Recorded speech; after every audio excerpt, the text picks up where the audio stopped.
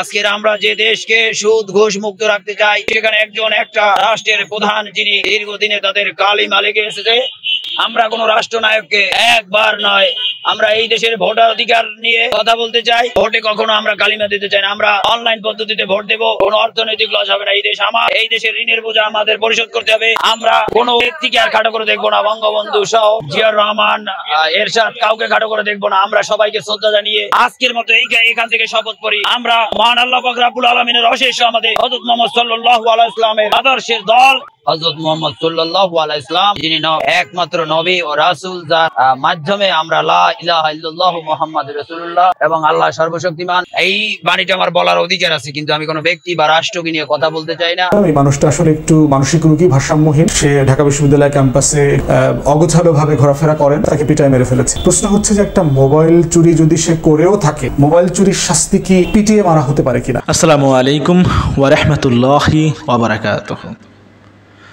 যারা ভিডিওটি প্লে করেছেন, এই মুহূর্তে যারা ভিডিওটি দেখছেন, তাদেরকে অনুরোধ করব দয়া করে পুরো ভিডিওটা সম্পূর্ণ দেখবেন, কারণ ভিডিওটা খুবই গুরুত্বপূর্ণ এবং অত্যন্ত ইম্পর্ট্যান্ট। খুবই গুরুত্বপূর্ণ ইম্পর্ট্যান্ট ভিডিও নিয়ে উপস্থিত হয়েছে আপনাদের মাঝে বন্ধুগণ। প্রিয় দর্শক শ্রোতা মণ্ডলী, ঢাকা বিশ্ববিদ্যালয়ের ফজলুল হক মুসলিম হলে এক নরকীয় হত্যাকাণ্ডের শিকার হয়েছে মানসিক ভারসাম্যহীন তোফাজ্জেল হোসেন। তাকে পিটিয়ে হত্যা করা হয়েছে। তোফাজ্জেল আমাদের এই রাষ্ট্রের, এই কথিত সভ্য মানব সমাজের কেউ ছিলেন না বলেই আমরা তাকে নির্মমভাবে এভাবে পিটিয়ে হত্যা করেছি, তার সমস্ত শরীর রক্তাক্ত করে হত্যা করেছি। তোফাজ্জেল ছিলেন আপনজার হারা একজন মানুষ। তার বাড়ি ছিল বরগুনা জেলার পাথরঘাটা উপজেলার কাঁঠালতলী ইউনিয়নে। প্রেম ঘটিত কারণে মানসিক ভারসাম্য হারিয়ে ফেলে তোফাজ্জেল। তোফাজ্জেলের বাবা দুর্ঘটনায় মারা যায় 2016 সালে। তার মা 2019 সালে মারা যায় ক্যান্সারে আক্রান্ত হয়ে। তার বড় ভাই একজন পুলিশ কর্মকর্তা ছিলেন, তিনি গত বছর ক্যান্সারে আক্রান্ত হয়ে মারা যায়। মা, বাবা ও ভাই হারানোর পর তোফাজ্জেলের থাকা ও খাওয়ার ঠিক ঠিকানা ছিল না। কখনো বরগুনায় গেলে আত্মীয় স্বজনের বাড়িতে থাকতো এবং ঢাকায় কখনো কখনো ভব করে জীবন কাটাতো। ঢাকা বিশ্ববিদ্যালয় হয়ে উঠেছিল এই তোফাজ্জেলের অস্থায়ী আস্তানা ক্যাম্পাস। মা, বাবা, ভাই বোন হারানো এবং একজন মানসিক রোগীকে আমরা কি ভয়ঙ্করভাবেই না পিটিয়ে হত্যা করলাম। প্রিয় দর্শক শ্রোতা মণ্ডলী, তোফাজ্জেলের চিন্তা চেতনা কেমন ছিল সেটা শুনলে আপনারা অবাক হবেন। সামাজিক যোগাযোগ মাধ্যমে তোফাজ্জেলের বেশ কয়েকটি ভিডিও ভাইরাল হয়েছে। মৃত্যুর আগে এই কথাগুলো তিনি বলেছিলেন একটি ভিডিওতে দেখলাম, বাংলাদেশটা কেমন চান তিনি বলেছিলেন কোনো বিভেদ, কোনো ভেদাভেদ থাকবে না, সকল বিভেদ দূর করে দিয়ে মানুষের মতো বাঁচবে, কোনো হিংসা প্রতিহিংসা থাকবে না মানুষের মনে, মানুষের কোনো দুঃখ কষ্ট থাকবে না, সকলে আল্লাহভীতি হবে, অন্যায় অত্যাচার থেকে মানুষ বিরত থাকবে, খারাপ কাজ থেকে মানুষ বিরত থাকবে, সর্বদা সত্য কথা বলবে, সৎ পথে চলবে, এমন একটাই পৃথিবী কাম্য করেছিল তোফাজ্জেল হোসেন। তোফাজ্জেলের ভিডিওটি দেখে আপনারা অবাক হবেন। চলুন মৃত্যুর আগে তোফাজ্জেল কি বলে গিয়েছিল এই দেশবাসীর জন্য, দেশবাসীর উদ্দেশ্যে, সেটা একবার জেনে আসি আমরা, তারপরে কথা বলি। আমরা যুগে যুগে আমাদের শান্তি ও কামনায় হযরত আদম আলাইহিস সালাম থেকে আজকের এই দুনিয়াবি আমরা গন্ধম ফলের সেই ভুলের শয়তানের তাড়নায় আজকের যে আমরা বিশ্ব মানবতার কল্যাণে হযরত মুহাম্মদ সাল্লাল্লাহু আলাইহি ওয়াসাল্লাম, যিনি একমাত্র নবী ও রাসূল, যার মাধ্যমে আমরা লা ইলাহা ইল্লাল্লাহু মুহাম্মাদুর রাসূলুল্লাহ এবং আল্লাহ সর্বশক্তিমান, জয় বাংলা। এই বাণীটা আমার বলার অধিকার আছে, কিন্তু আমি কোনো ব্যক্তি বা রাষ্ট্রকে নিয়ে কথা বলতে চাই না। আমি বিশ্ব মানবতার শান্তির দূত হযরত মুহাম্মদ সাল্লাল্লাহু আলাইহি ওয়াসাল্লামের আনুষ্ঠানিক জন্ম, যে জন্ম না হলে হয়তো বা পৃথিবী সৃষ্টি হতো না, এমন মতবাদ আছে। কাউকে আমি ছোট করে নাই। বিশ্ব মানবতার ক্ষেত্রে খ্রিস্টান, বৌদ্ধ এবং যে কোনো জাতি ধর্ম ভেদাভেদ নয়, রাষ্ট্র ভেদাভেদ নয়, বর্ণ ভেদাভেদ নয়। আজকের আমরা যে দেশকে সুদ ঘুষ মুক্ত রাখতে চাই, সেখানে একজন একটা রাষ্ট্রের প্রধান যিনি দীর্ঘদিনে তাদের কালিমা লেগে এসেছে। আমরা কোন রাষ্ট্রনায়ককে একবার নয়, আমরা এই দেশের ভোটার অধিকার নিয়ে কথা বলতে চাই। ভোটে কখনো আমরা কালিমা দিতে চাই না। আমরা অনলাইন পদ্ধতিতে ভোট দেবো, কোনো অর্থনৈতিক লস হবে না। এই দেশ আমার, এই দেশের ঋণের বোঝা আমাদের পরিশোধ করতে হবে। আমরা কোনো ব্যক্তিকে আর খাটো করে দেখবো না। বঙ্গবন্ধু সহ জিয়াউর রহমান, এরশাদ, কাউকে খাটো করে দেখবো না। আমরা সবাইকে শ্রদ্ধা জানিয়ে আজকের মতো এখান থেকে শপথ করি, আমরা মহান আল্লাহ পাক রব্বুল আলামিনের অশেষ আমাদের হযরত মুহাম্মদ সাল্লাল্লাহু আলাইহি ওয়াসাল্লামের আদর্শের দল এবং আমরা বাঙালি চেতনার প্রেক্ষে বাঙালি উদ্দীপনা এবং মুসলিম ইসলামী চেতনা সকল ধর্মের সাথে এই দেশের গণতন্ত্রের মানুষ কন্যা নামে খ্যাত এবং দীর্ঘদিনের প্রধানমন্ত্রী ছিলেন শেখ হাসিনা। তিনি আজকের পালিয়ে গেছেন কথাটা ভিন্ন, তিনি তার রিফিউজি হিসাবে ইন্ডিয়ায় আছেন। তিনি এই দেশের তার আত্মপক্ষ সমর্থন করে এই দেশে বিচারের মুখোমুখি হন। যদি নির্দোষ হন তাকে আমরা হাসি মুখে বরণ করবো এবং যদি দোষী হন তার বিচার আমরা দাবি করি, এই আশাবাদ ব্যক্ত রাখে। আমরা কোথাও পালাওন দেখি না এবং উনি এই রাষ্ট্রের প্রধান ছিলেন, ওনাকে আমরা সচেতন সম্মান করেছি। আমরা আজকের ওনাকে যতটা ঘৃণা করি ততটাই আবার সম্মান করতাম। আবার উনি ওনার কাজের মাধ্যমে উনি যদি আবার এই বাংলাদেশের মাটিতে মহান আল্লাহ পাক রব্বুল আলামিন এবং হযরত সাল্লাল্লাহু আলাইহি ওয়াসাল্লামের আদর্শ নিয়ে জাতির পিতা, আমরা যদি ইসলামিক জাতির পিতা হই তাহলে ইব্রাহিম আলাইহিস সালাম এবং বাঙালি চেতনার বাঙালি তৎকালীন মুক্তিযোদ্ধার সর্বাধুনিক পাকিস্তানেও আমাদের জাতির পিতা আছে, ইন্ডিয়া আছে, সারা পৃথিবীতেই আছে। অতএব এ নিয়ে কোনো মন্তব্য করতে চাই না। The nation of father every country. So আমাদের জাতির পিতা হযরত মুহাম্মদ সাল্লাল্লাহু আলাইহি ওয়াসাল্লাম। দেন আমরা যদি বাঙালি চেতনায় মানি, কিছুদিন আওয়ামী লীগ ক্ষমতায় থাকলে আমরা বঙ্গবন্ধুকে মানি, এটাই স্বাভাবিক, এর কোনো ব্যতিক্রম নাই। বঙ্গবন্ধুর ছবি আছে। গতকালকে আমরা দেখলাম যে বাংলাদেশের বিভিন্ন জায়গাতে 3টা মব জাস্টিসের ঘটনা ঘটেছে। ঢাকা বিশ্ববিদ্যালয়ের ফজলুল হক হলে ছাত্রলীগের কোনো সাবেক নেতাকর্মীর অংশগ্রহণে সাধারণ ছাত্র তথাকথিত এদের একসাথে মিলে তারা একজন মানুষকে মোবাইল চোর হিসাবে আখ্যায়িত করে পিটায় মেরে ফেলেছে। এবং কোনো জায়গাতে দেখলাম এই মানুষটা আসলে একটু মানসিক রোগী, ভারসাম্যহীন। সে ঢাকা বিশ্ববিদ্যালয় ক্যাম্পাসে একটু কাপড় চোপড় ছাড়া অগোছালোভাবে ঘোরাফেরা করেন। বরগুনার পাথরঘাটা এলাকার একজন মানুষ, তার নামও আসছে দেখলাম, তাকে পিটায় মেরে ফেলেছে। প্রশ্ন হচ্ছে যে একটা মোবাইল চুরি যদি সে করেও থাকে, মোবাইল চুরির শাস্তি কি পিটিয়ে মারা হতে পারে কিনা? দ্বিতীয়ত দেখলাম জাহাঙ্গীরনগর বিশ্ববিদ্যালয়ে ছাত্রলীগের সাবেক সাংগঠনিক সম্পাদককে ক্যাম্পাস অথবা তার চারপাশে কোনো এক জায়গাতে চা খেতে এসছে, ওখানে তাকে পিটিয়ে মেরে ফেলেছে। এবং বগুড়াতে দেখলাম গরুচোর সন্দেহে আরেকজনকে খুন করা হয়েছে। এগুলো কোন আইনে পড়ে? মানে এটা এই ধরনের বাংলাদেশ কি আমরা চাই? ছাত্রলীগ করেছে, ছাত্রলীগ করার মধ্যে যদি ফৌজদারি অপরাধ করে থাকে তাহলে তাকে তো থানাতে দিয়ে দিতে হবে, মামলা করতে হবে, তাকে বিচারের মুখোমুখি করতে হবে। গরু চুরি করলে কি মেরে ফেলা যায়? এটা আইন কি আমাদেরকে অ্যালাউ করে? অতএব এবং কোথাও দেখলাম যে ফেসবুকে লাইভ করে লোকজনকে আসতে বলা হয়েছে যে এখানে মোবাইল চোর পাওয়া গেছে, গরু চোর পাওয়া গেছে, ছাত্রলীগ পাওয়া গেছে, অতএব এসে সবাই মিলে পিটায় পাটায় মেরে ফেলছে। এটা কিন্তু একটা ভয়ঙ্কর ব্যাপার। এবং এটার জন্য কে দায়ী? এটার জন্য দায়ী হচ্ছে গত 16 বছরের যে ফ্যাসিস্ট হাসিনার যে কার্টেল ছিল, যে স্বৈরাচারী শাসন ব্যবস্থা ছিল, তারা প্রত্যেকটা মানুষকে যার যার জায়গা থেকে একটা স্বৈরাচারে পরিণত করেছে। দেশের প্রত্যেকটা প্রতিষ্ঠানকে ধ্বংস করে দিয়েছে। এই ধ্বংস করার মধ্য দিয়ে যেটা হয়েছে যে ইনসাফ, বিচার, পুলিশের কাছে আশ্রয় নেওয়া, ন্যায্যতার ভিত্তিতে শাসিত হওয়ার যে জায়গাগুলো, তার প্রত্যেকটা জায়গা ভেঙে দিয়েছে। অতএব মানুষ মনে করে না যে কোনো প্রাতিষ্ঠানিক জায়গাতে আমরা বিচার পাবো, গরু চুরির বিচার পাবো অথবা মোবাইল চুরির বিচার পাবো অথবা ছাত্রলীগ করলে তাকে বিচারের মুখোমুখি করা যাবে। তাই মানুষ আইন হাতে তুলে নিচ্ছে। তা আমরা সরকারকে অনুরোধ করব যে আপনারা কিভাবে আস্থা ফিরায় নিয়ে আসা যায় আমাদের প্রতিষ্ঠানগুলোতে, সেগুলো নিয়ে আপনারা কাজ করবেন। আর জনগণকে বলছি, দয়া করে মব জাস্টিসে যাবেন না। এই ধরনের খুন খারাপি বাংলাদেশের ভাবমূর্তি নষ্ট করবে সারা দুনিয়াতে। এবং এগুলোর মধ্য দিয়ে আওয়ামী লীগের স্যাবোটাজের সম্ভাবনাও কিন্তু আছে। আওয়ামী লীগ ঐতিহাসিকভাবেই কিন্তু একটা থাগিস অর্গানাইজেশন, একটা গুন্ডাপান্ডার সংগঠন। নিজেদের নেতাকর্মীদেরকে হত্যা করে সারা দুনিয়াতে সেটাকে দেখায় শোক কেনাবেচা করবার যে রাজনীতি, সেটা কিন্তু আওয়ামী লীগ ভালোভাবে করতে পারে।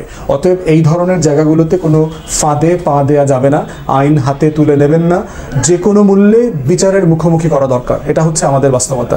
যৌথ বাহিনীর হাতে আমরা দেখলাম ইতিমধ্যে 3 জনের নিহত হওয়ার খবর এসছে, যেটা খুবই খারাপ ব্যাপার। আমরা 111-এর সময় দেখেছি, এরপরে গত 2001 থেকে 6-এর যে সরকার ছিল তাদের সময় দেখেছি অপারেশন ক্লিন হার্টের নামে কিভাবে শত শত মানুষকে হত্যা করা হয়েছে। ক্রিমিনাল যত খারাপ হোক, যত বড় গুন্ডা পান্ডা হোক, কাউকে গুলি করে হত্যা করবার কোনো ক্ষমতা, কোনো বাস্তবতা কোনো বাহিনীকে দেওয়া হয় নাই। এইটা বিচার বিভাগের আইনের শাসনের পরিপন্থী একটা জায়গা, ন্যায্যতার জায়গা। র্যাব যে কারণে একটা দৈত্য দানবে পরিণত হয়েছে, কারণ তারা মনে করেছে যে এই মানুষগুলোর বিচার করা সম্ভব না, যার তারা যেহেতু ক্রিমিনাল তাদেরকে মেরে ফেলতে হবে। আমরা অনুরোধ করব দয়া করে এই আইন হাতে তুলে নিয়ে খুন খারাপি পথ থেকে বের হয়ে আসেন। মব জাস্টিসে যেভাবে বেসামরিক লোকরা খুন খারাপি করছে আর সামরিক বাহিনীর সদস্যরা যেভাবে খুন খারাপি করছে, দুটোই ইনসাফ এবং আইনের শাসনের পরিপন্থী। এই জন্য দরকার হচ্ছে প্রশাসনে, বিশেষ করে পুলিশ বাহিনীতে শৃঙ্খলা ফিরায় নিয়ে আসা। আমরা দেখতে পাচ্ছি পুলিশ বাহিনীতে যে ট্রান্সফার হচ্ছে, প্রমোশন হচ্ছে, এগুলোতে ন্যায্যতা হিসাব নিকাশ হচ্ছে না।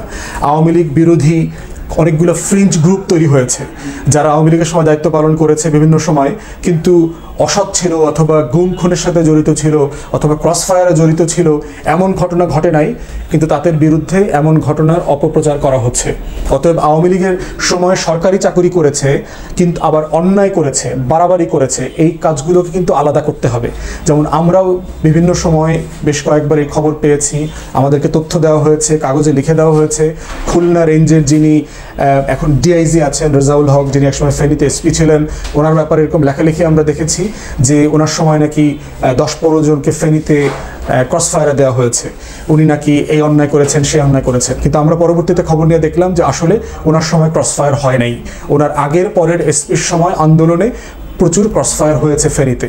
অতএব এই ধরনের মিথ্যা খবর দিয়ে কাউকে মিসলিড করা অথবা কারো পোস্টিং ঠেকানো, সেটা খুবই অসুন্দর একটা কাজ এবং আমরা মনে করি এটা ন্যায্য না। আমরা বারবার বলেছি সিস্টেম ডেভেলপ করেন। আমরাও যে কারণে মাঝে মধ্যে মিসলিড হই, আমরা এই ধরনের তথ্য পাই, যারা প্রশাসনের লোক, কর্মকর্তা, এই লেভেলের লোকরাও এই ধরনের মিথ্যাচার ছড়াচ্ছেন। অতএব আমরা অনুরোধ করব দয়া করে নিজেদের ভিতরে আপনারা এই অনৈক্যটা তৈরি করবেন না। ন্যায্যতার ভিত্তিতে ট্রান্সফার হোক, প্রমোশন হোক, আমরা সেটা চাই এবং আমরা প্রশাসনকে অনুরোধ করব, সরকারকে অনুরোধ করব আপনারা সিস্টেম ডেভেলপ করেন। তা না হলে এই ফ্রিঞ্জ গ্রুপগুলো একটা অরাজকতা তৈরি করবে প্রশাসনে, যেটা আমাদের জন্য কারোর জন্য কল্যাণকর হবে না। তাই আমরা এটার প্রতিবাদ করছি এবং আমরা অনুরোধ করছি অন্তর্বর্তীকালীন সরকারে যে আপনারা শৃঙ্খলা ফিরিয়ে নিয়ে আসেন। গত 5ই আগস্টে বেগম লক্ষণ সেনের পলায়নের পরে আমরা দেখতে পেয়েছি যে আসলে আইন শৃঙ্খলা পরিস্থিতি সারা বাংলাদেশে একটু অস্থির এবং অস্বাভাবিক হয়ে গেছে। এটার বড় কারণ হচ্ছে যে গত 16 বছরের ফ্যাসিবাদী শাসনে আমাদের প্রত্যেকটা প্রশাসনিক যে প্রতিষ্ঠান ছিল এগুলো ভেঙে পড়েছে এবং দলীয় নিয়োগ যেগুলো হয়েছে, যারা শেখ হাসিনার পক্ষে অস্ত্র ধরেছে, গুলি করেছে, গণহত্যায় অংশ নিয়েছে, এমন মানুষগুলোর একটা বড় অংশ, পুলিশ সদস্যদের প্রায় 35-40% এখনও কাজে যোগ দেন নাই। যদিও এই সংখ্যাটা আসলে কত সেটা আমরা এখনও জানি না, স্বরাষ্ট্র মন্ত্রণালয় থেকে আমাদেরকে কোনো তথ্য দেওয়া হয় নাই। কিন্তু আমরা বিভিন্ন পুলিশ কর্মকর্তা এবং থানাতে কি পরিমাণ পুলিশ সদস্য হাজির আছেন, কাজ করছেন, সেটার একটা গড় ধারণা করে এটা কথাটা বলছি আর কি, এটা কম বেশি হতে পারে আর কি। তো সেই জায়গাতে আমরা দেখতে পেলাম যে গত 2 দিন আগে সেনা সদস্যদেরকে ডিপ্লয় করা হয়েছে, তাদেরকে ম্যাজিস্ট্রেসি ক্ষমতা দিয়ে। আমরা এই উদ্যোগকে স্বাগত জানাই।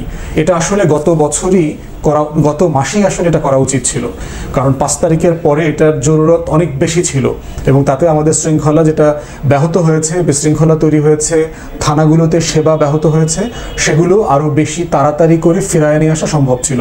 তারপর আমরা সাধুবাদ জানাই এবং আমরা সেনা সদস্যদেরকে, সেনা কর্মকর্তাদেরকে মনে করিয়ে দিচ্ছি যে আপনাদের যেমন বাংলাদেশে বিভিন্ন বাস্তবতায় ঐতিহাসিক অবদান আছে, আপনাদের সদস্যরা গুম খুনের সাথেও জড়িত ছিল।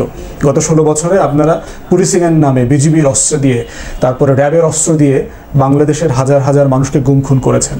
তাই এই নির্বাহী ম্যাজিস্ট্রেসির কোনো অপব্যবহার হবে না, এটা আমরা আশা করছি।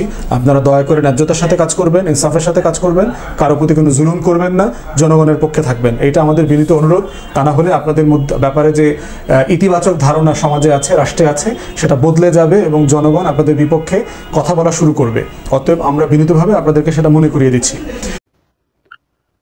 শাহজালাল বিজ্ঞান ও প্রযুক্তি বিশ্ববিদ্যালয়ের একটা ভিডিও গতকাল ছড়িয়ে পড়েছে। আপাত দৃষ্টিতে খুব সাধারণ মনে হলেও সেই ভিডিও এবং এরপরে মিডিয়ায় সেই ভার্সিটির কিছু মানুষজনের বক্তব্য শুনলে আমাদের অনেকের খুব অবাক লাগতে পারে এবং এই প্রশ্ন আবার আমাদের সামনে এসে হাজির হতে পারে, এটা আওয়ামী লীগের বাংলাদেশ কিনা।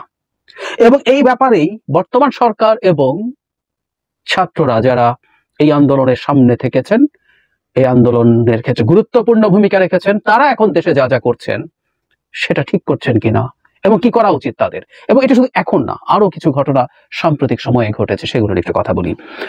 ভিডিওটা আমরা অনেকেই দেখেছি। সেটা হচ্ছে ছাত্ররা, কয়েকজন নেতা, আমি একটু পড়ি একটা পোর্টাল থেকে বাংলা ট্রিবিউন লিখছে, শাহজালাল বিজ্ঞান ও প্রযুক্তি বিশ্ববিদ্যালয়ের নবনিযুক্ত উপাচার্য ডক্টর মোহাম্মদ সাজিদুল করিম ও কোষাধ্যক্ষ ডক্টর মোহাম্মদ ইসমাইল হোসেনকে শপথ বাক্য পাঠ করালেন বৈষম্য বিরোধী ছাত্র আন্দোলনের নেতা পলাশ বখতিয়ার। আমরা দেখেছি, শপথ বাক্যটা একটু পড়ি, আপনারা শুনেছেন যারা শোনেননি। শুকরিয়া যে আমরা ছাত্র জনতার বিপ্লবের মাধ্যমে দীর্ঘ ফ্যাসিবাদী শাসনের করাল গ্রাস থেকে মুক্তি লাভ করেছি। আজ শাহজালাল বিজ্ঞান ও প্রযুক্তি বিশ্ববিদ্যালয়ের প্রভিসি ও ট্রেজারার পদে যোগদানের মুহূর্তে 24 জুলাই সকল শহীদদের সশস্ত্র চিত্তে স্মরণ করছি। মানে ওই দুজনকে একজন ছাত্র পাঠ করছেন, তারা সাথে পড়ছেন। তাদের আত্মার মাগফিরাত কামনা করি এবং আহতদের দ্রুত সুস্থতা কামনা করি। মহান জুলাই বিপ্লবের মূল লক্ষ্য ও আদর্শকে সমুন্নত রাখতে আমরা শপথ করছি যে বিপ্লবী সরকার কর্তৃক যে দিক নির্দেশনা আমরা পেয়েছি এবং জুলাইয়ের ছাত্র জনতার বিপ্লবের স্পিরিট ধারণা করে সাবিপ্রবি ক্যাম্পাসকে শিক্ষার্থী বান্ধব শিক্ষা ও গবেষণা উন্নয়নের সর্বোচ্চ অবস্থানে নিয়ে যাওয়ার পক্ষে সচেষ্ট থাকব। দলীয় লেজুর ভিত্তিক ছাত্র রাজনীতি মুক্ত ও শিক্ষার্থী বান্ধব ক্যাম্পাস গড়ে তোলার জন্য আপোষহীনভাবে নিয়োজিত থাকব। আমাদের বিদ্যা গবেষণা সৎ কাজের মাধ্যমে দেশের প্রথম বিজ্ঞান ও প্রযুক্তি বিশ্ববিদ্যালয়ের সাবিপ্রবি দেশের জনগণের এবং বিশ্ববাসীকে আলোর পথ দেখাতে যেন অগ্রগণী ভূমিকা রাখে। ছাত্র পড়ছেন, প্রভিসি এবং ট্রেজারার তাদের সাথে শপথ পাঠ করছেন। এটা যখন জিজ্ঞেস করা হয়েছে, সমন্বয়ক এবং সাবিপ্রবি শিক্ষার্থী যেটা বলেছেন আমি এটাকে পাত্তা দিতে চাই না, ওনারা বলছেন এটা কোনো ব্যাপার না, এরকম একটা পরিস্থিতি হয়েছে, ওখানে একসাথে দাঁড়িয়ে শপথ বাক্য পাঠ করেন। এটা করান না, সবাই এটাকে একসাথে পড়েছেন। কিন্তু ইম্পর্টেন্ট ব্যাপার হচ্ছে উপাচার্য যিনি এই শপথ গ্রহণ করেছেন একজন ছাত্রের সাথে, তিনি বলছেন, একটু পড়ি, খুব জরুরি, মন দিয়ে শুনবেন। এটি পরিকল্পিত কোনো শপথ বাক্য পাঠ না। শিক্ষার্থীদের বক্তব্যের পরিপ্রেক্ষিতে সভার বিষয়টি শোকাবহ হয়ে ওঠে। ক্যাম্পাস বন্ধ থাকায় ক্ষোভ, দেশের চলমান ঘটনার প্রেক্ষাপটে ও বিশ্ববিদ্যালয় নেতাদের উচ্চাসা এবং নতুন প্রশাসন আশায় অতিমাত্রায় আবেগ আপ্লুত হওয়া ইত্যাদির পরিপ্রেক্ষিতে শিক্ষার্থীদের তাৎক্ষণিক প্রতিক্রিয়া এই বাক্যগুলো সবার মুখে উচ্চারিত হয়েছে। ঘটনাটি যেভাবে সমালোচিত হচ্ছে প্রকৃতপক্ষে তেমনটি ঘটেনি। আমরা একটু খেয়াল করি, মানে আমরা এক্সপেক্ট করেছিলাম যে সরকারটা এখন ক্ষমতায় আছে, তারা বিভিন্ন প্রতিষ্ঠানে, সেটা শিক্ষা প্রতিষ্ঠান তো বটেই, সেখানে মেরুদণ্ডওয়ালা মানুষজন নিয়োগ দেবেন। আওয়ামী লীগ যেটা করতো তখন ব্যাপারটা এইরকম ছিল, একেবারে মেরুদণ্ডহীন লোকজন যারা ছাত্রলীগের সাথে কোলাবোরেট করে কাজ করত, সেই রকম তথাকথিত উপাচার্য, উপাচার্য বা ট্রেজারার নিয়োগ দিত এবং ছাত্রলীগ যা বলতো তারা তাই করত। এইরকম ব্যক্তিত্বহীন মেরুদণ্ডহীন লোকজন সেখানে নিয়োগ দেওয়া হতো। ভিডিওটা আপনারা দেখবেন। মানে ন্যূনতম ব্যক্তিত্ব যদি থাকতো, ন্যূনতম মেরুদণ্ড যদি অবশিষ্ট থাকতো, এই নিয়োগকৃত এই দুই ভদ্রলোক এই তথাকথিত শপথ গ্রহণ করতেন না, কোনোভাবেই করতেন না, ন্যূনতম যদি তাদের ব্যক্তিত্ব থাকতো। এবং সারপ্রাইজিংলি মিডিয়াতে আবার সাফাই গাইছেন, কতটা নির্লজ্জ, কতটা ব্যক্তিত্বহীন, কতটা মেরুদণ্ডহীন মানুষ হলে এটা করা যায় আমরা বুঝতে পারছি। তার মানে সেই আওয়ামী লীগ যেমন ধরনের লোকজনকে নিয়োগ করেছিল, এখানেও একই রকম লোক নিযুক্ত হচ্ছে। সেখানে ছাত্রলীগ ডিসাইড করতো কে কে হবেন না হবেন, আমি জানি না, কিন্তু আমি ধারণা করি এখানেও কি ছাত্ররা ডিসাইড করছেন কে এই ধরনের পদে যাবেন না যাবেন। কিছুদিন আগে আমরা দেখিনি সচিবালয়ে বসে বসে একজন তথাকথিত সমন্বয়ক ডিসাইড করছেন কে সচিব, মানে কে ডিসি হবেন আর কে হবেন না, এবং উনি পত্রিকার কাছে সেটা স্বীকার করছেন যে যুগ্ম সচিবের সাথে তিনি আলোচনা করেছেন, তিনিও সেটা স্বীকার করেছেন যে হ্যাঁ তিনি আসেন। তাহলে কি আমাদের ছাত্ররা, সমন্বয়করা এখন বসে বসে ভিসি প্রভিসি ঠিক করছে? বিভৎস ব্যাপার। সাম্প্রতিক সময়ে আরো নানান রকম ঘটনা ঘটছে। আমি সতর্ক করতে চাই, মানে বিএনপি এবং তাদের সর্বোচ্চ নেতার প্রতি কটাক্ষ বিদ্রুপ করছেন কোন কোন ছাত্র সমন্বয়ক। মানে আমার কথাটা খুব স্পষ্ট, রাজনীতি যদি তারা করেন তাহলে অবশ্যই প্রতিপক্ষ রাজনৈতিক দলের সমালোচনা করতে পারেন, না করলেও পারেন, সমালোচনা করাই যায়। কিন্তু যেভাবে, যে ভাষায় তারা করছেন, কোনোটাই শোভন হয়নি, খুবই অশোভন ভাবে সেটা করা হয়েছে, খুবই অশোভন ভাবে করা হয়েছে। সমালোচনা কোনটা গঠনমূলক সমালোচনা, কোনটা ব্যঙ্গ বিদ্রুপ করা, তাচ্ছিল্য করা, এটুকু মানুষের শুধুমাত্র কি বাক্য বলছেন তা না, the inflection of voice matters, the body language martyrs, এবং ওগুলোই বেশি মেসেজ কমিউনিকেট করে। সুতরাং তারা সেগুলো করেছেন। শুধু তাই নয়, জাহাঙ্গীরনগর ইউনিভার্সিটিতে একজন ছাত্রলীগ নেতাকে পিটিয়ে হত্যা করা হয়েছে, সেখানেও একজন সমন্বয়ক জড়িত ছিল। হ্যাঁ, সেই সমন্বয়ককে বহিষ্কার করা হয়েছে, ইটস আ গুড স্টেপ, এবং তার বিরুদ্ধে অবশ্যই রাষ্ট্র ফৌজদারি ব্যবস্থা নিতে হবে। কিন্তু জড়িয়ে পড়ছেন তারা এই ব্যাপারগুলোর সাথে এই রকম ভাবে। আরো বেশ কিছু ফর্মালি মিডিয়ায় আসে নাই। বহুবার বলি যে আমরা এই সমাজে বাস করি, আমাদের আশপাশে বহু মানুষজন আছে, তাদের কাছ থেকে নানা রকম তথ্য আমরাও পাই। তাতে এটা ভালো লক্ষণ না। বিভিন্ন সময়, বিভিন্ন ক্ষেত্রে, বিভিন্ন খানে তারা যা করছেন, অনেক ক্ষেত্রে তারা সীমা লঙ্ঘন করছেন। একটা কথা মনে রাখা দরকার আছে, খুব জরুরিভাবে মনে রাখা দরকার আছে। ছাত্ররা নিজেদেরকে এই মুভমেন্টের জন্য যেভাবে দেখাতে চান, আবার কেউ কেউ দেখাতে চান বা তাদের কথার মধ্যে এক ধরনের প্রচ্ছন্ন স্বীকৃতি আছে বা দাবি আছে, আমি ওটার সাথে একমত নই। সরি, খোলাখুলি কোনোদিন আরো বলবো। কিন্তু এটা সত্য, এই ছাত্ররা খুবই গুরুত্বপূর্ণ ভূমিকা পালন করেছেন, জীবনের ঝুঁকি নিয়েছেন, কোনো সন্দেহ নাই। এই অভ্যুত্থান যদি ব্যর্থ হতো, শেখ হাসিনা যদি থাকতো, অনেকের মৃত্যুদণ্ড হয়ে যেতে পারতো, অনেকেই জেলে থাকতেন দীর্ঘ সময়ের জন্য। এই ঝুঁকিগুলো তারা নিয়েছেন। সুতরাং এই জাতি, এই রাষ্ট্রের ইতিহাসে তাদের নাম লেখা থাকবে, অনিবার্যভাবেই থাকবে, কোনো সন্দেহ নাই। তারা রাস্তায় মারা যেতে পারতেন, গুলি খেয়ে পারতেন। সো এই ঝুঁকিগুলো তারা নিয়েছেন। এই আন্দোলনের যে দীর্ঘদিনের জমা বারুদ, বহু বছরের জমা বারুদের স্ফুলিঙ্গ তৈরি করেছেন, তাদের সেই কৃতিত্ব আছে, সেটা সবাই স্বীকার করে, তাদেরকে সে সম্মান এবং শ্রদ্ধার জায়গাটা মানুষ দেয়। কিন্তু জরুরি কথাটা হচ্ছে তারা সেটা ধরে রাখতে পারবেন কিনা, এটা খুব জরুরি প্রশ্ন। আমাদের ইতিহাস আছে, বাংলাদেশ এবারই প্রথম কোনো অভ্যুত্থান সফল করেনি। 90-এর গণ অভ্যুত্থানের সফল নায়করা অনেকেই খুব অল্প সময়ের মধ্যে নানাভাবে বিতর্কিত হয়ে গিয়েছিলেন। আমাদের 71-এর মুক্তিযোদ্ধাদেরও বিতর্কিত হয়ে যাওয়ার প্রচুর ইতিহাস আছে। অনেক কিছু তারা করেছেন যেগুলো সঠিক ছিল না, এবং তখন তাদের হাতে অস্ত্রও ছিল, সে সময় আরো ভয়ঙ্কর ছিল। রীতিমতো বাংলা সিনেমা বানানো হয়েছিল, আবার তোরা মানুষ হও, এই পরিস্থিতি হয়েছিল 71-এর পর। আমি খুব চাই খুব দ্রুত সতর্ক হবেন ছাত্র সমন্বয়করা।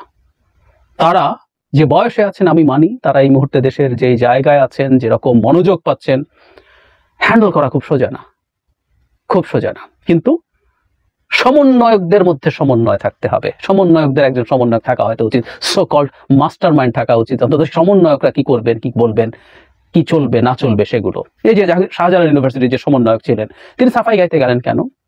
তার লিস্ট যদি নৈতিকতা থাকতো, তার মানে খুব সহজে বলে ফেলা উচিত ছিল। এটা উচিত হয় নাই, আমরা এটাকে কন্ডেম করি না। তিনি ছাত্রলীগ সভাপতিরা যেভাবে কথা বলে ইউনিভার্সিটি, সেভাবে কথা বলছেন, আমি ডিনাউন্স করি যেভাবে উনি বলেছেন, যা বলেছেন, সরি। এবং এসব মেরুদণ্ডহীন লোকজনকেও যদি আবার বসানো হয়, it's the repetition of the same story. Sorry, এই মুভমেন্টে ছাত্ররা রোল প্লে করেছে, এই মুভমেন্টে আরো অনেকে রোল প্লে করেছে। এবং শুধু জুলাই মাসে বিপ্লব হয় নাই, এই গণ অভ্যুত্থান হয় নাই, বহু বছর থেকে বহু মানুষের বহু রকম লড়াই এর সাথে যুক্ত আছে।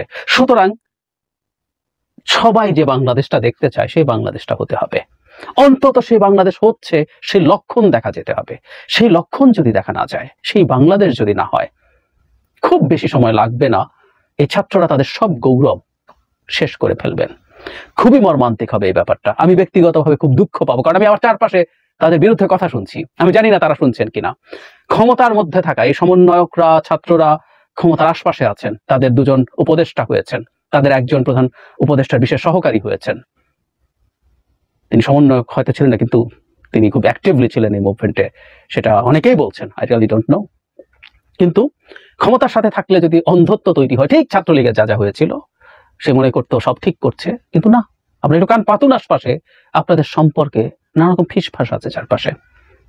এই সরকারকে, এই মুভমেন্টকে খুব সিরিয়াসলি আমরা ধারণ করি, সে কারণে হয়তো এখনো খুব বেশি কথা বলতে চাইছি না। কিন্তু পরিস্থিতি যা তৈরি করছেন, তারা কথা বলতে হচ্ছে, কথা হয়তো আরো কঠোর করতে হবে, খুব সতর্ক থাকতে হবে তাদেরকে। আমি কোনোভাবেই চাই না এত বিরাট একটা ঘটনার মধ্যে ইনভলভ থাকা ছাত্ররা শেষ পর্যন্ত খুব অল্প সময়ের মধ্যে বিতর্কিত হবেন, বদনাম করবেন। আমি কষ্ট পাবো অন্তত, কিন্তু তাদের লক্ষণ আমি খুব একটা ভালো দেখছি না। তাদের সতর্ক হতে হবে, এবং সরকারের দিক থেকে বা যারা তাদের নিয়ন্ত্রণ করছেন, ওই যে আমি আগে একটা ভিডিওতে বলেছিলাম যে এই মুভমেন্টে আসলে কোনো মানে পেছন থেকে প্ল্যানের পার্ট ছিল না, কোনো মাস্টারমাইন্ড থাকা সম্ভব ছিল না, কারণ আমরা দেখেছি সমন্বয়করা এক একজন এক এক রকম ভাবে ভাবছেন। ওই আলোচনায় আজকে ঢুকছি না। এটাই আজকে আবার প্রবলেম তৈরি করেছে, যেহেতু কোনো সেন্ট্রাল প্ল্যান ছিল না, সেন্ট্রাল নেতৃত্ব ছিল না, সেটা আন্দোলনে হেল্প করেছিল। যখন 2 জন 4 জন 5 জনকে ধরে নিয়ে যাওয়া হচ্ছে, তখন আরেকজন কথা বলছেন। যখন সার্জিসরা সরকারের, সার্জিসার হাসনাত সম্ভবত ছিলেন, সরকারের সাথে আলোচনা করে একরকম কথা বলছেন, সেটা আবার আরেকজন ভিন্ন বলছেন। যখন 6 জনকে ধরে নিয়ে গিয়ে ডিবি হারুন তাদের মুখ দিয়ে এক ধরনের বক্তব্য দেওয়া আন্দোলনের উচিত, তখন অন্যরায় দাঁড়িয়ে গেছেন। এটা আন্দোলনে হেল্প করেছিল। কিন্তু এখন তাদেরকে একটা স্ট্রাকচারের মধ্যে যদি তারা সমন্বয়ক হিসেবে নাম ব্যবহার করতে চান, ছাত্র মানে বৈষম্য বিরোধী ছাত্র আন্দোলনের অ্যাক্টিভ সদস্য হিসেবে নাম ব্যবহার করতে চান, তাদের একটা সেন্ট্রাল স্ট্রাকচার এবং কোঅর্ডিনেটর থাকা দরকার। এখন অন্তত একজন পেছনের মাস্টারমাইন্ড তাদের লাগবে, যখন তারা এইরকম ভাবে নানা রকম মানে কোঅর্ডিনেশন ছাড়া উল্টোপাল্টা কাজ করছেন, তখন খুবই জরুরি এটা। আর এত কিছুর পরে যখন দেখি ভাই, আমারই এলাকা, আমারই গ্রামের বাড়ি পাথরঘাটা, সেখানে আমার ভাই, সেই ভাইকে যখন পিটিয়ে হত্যা করা হয়, আগে না হয় ধরলাম আবরার ভাইয়াকে যখন মারা হয়েছে, আবরার ভাইকে ছাত্রলীগের নেতাকর্মীরা মেরেছে, কিন্তু এখন যে তারা দোষ দিবে ছাত্রলীগের নেতাকর্মীরা কি আছে দেশে এখনো? আর ধরলাম আছে 1-2 জন, বাকিরা হলে হলে সমন্বয়ক। এত সমন্বয়ক কোথা থেকে আসলো ভাই? এত সমন্বয়ক তো ছিল না আন্দোলনের সময়। এরা কোথায় ছিলেন? আর মানে এটা আমার জন্য লজ্জাজনক। তারা কিভাবে দায় এড়াবে? তারা কি আনসার দিবে? যে একজন কালকে আনসার দিল, আবেগ কাজ করেছিল তাই জন্য মেরেছি, এটা কেমন আনসার? আপনারা তখন সাংবাদিকরা জিজ্ঞেস করেন নাই যেটা এটা কিরকম আনসার, এটা কিরকম কথা?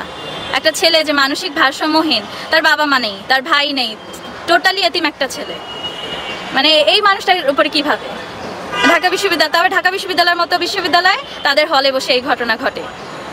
তো এখানে আর কিছু বলার নেই, এখানে আমরা প্রত্যেকে লজ্জিত। কি মনে হচ্ছে যে এই ধরনের শিক্ষার্থীদের মেন্টালিটি সমস্যা আছে কিনা, তারা কি মাদক আসক্ত কিনা, কি মনে হচ্ছে? অবশ্যই মেন্টালি তারা সিক, কারণ কোনো সুস্থ স্বাভাবিক ছেলে মেয়ে এগুলো করতেই পারে না।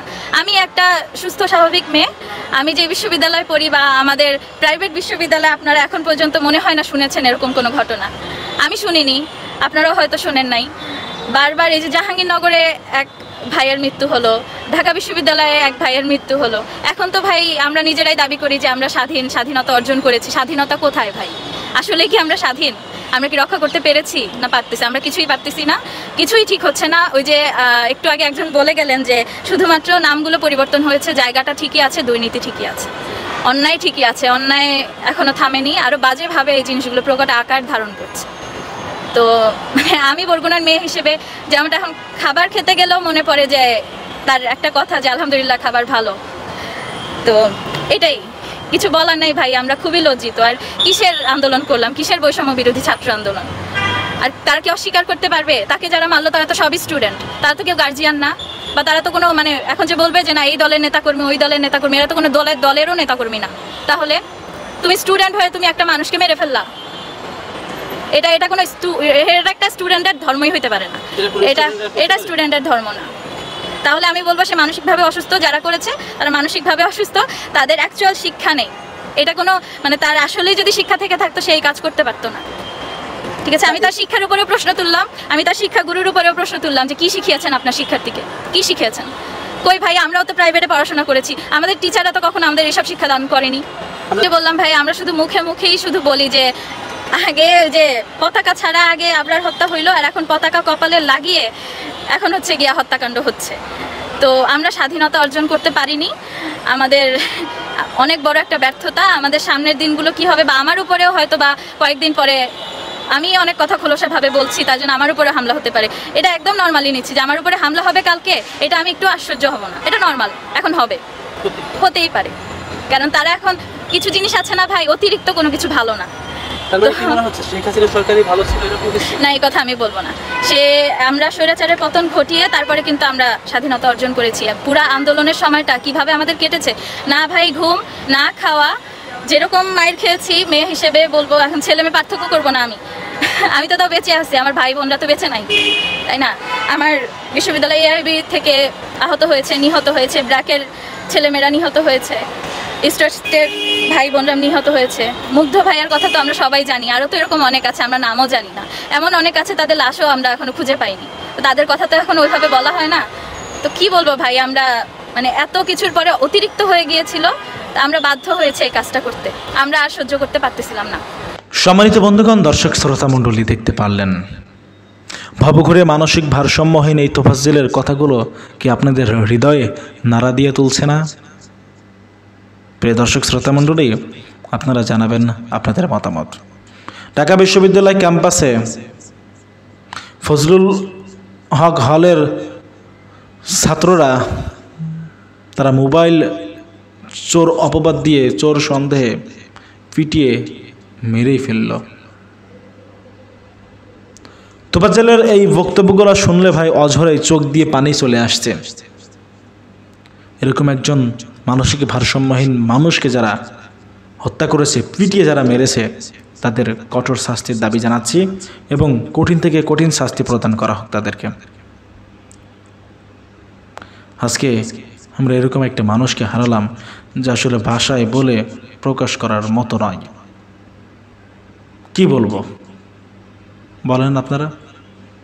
যাই হোক, আপনারা আপনাদের মতামত, ওপিনিয়নটা কমেন্ট করবেন, কমেন্টে জানাবেন আপনারা কি বলতে চান। ভালো থাকবেন, সুস্থ থাকবেন, দেখা হবে আরও অন্য কোনো একটা ভিডিওতে। আজকের মতো ভিডিওটা শেষ করছি এখানেই, এ পর্যন্তই।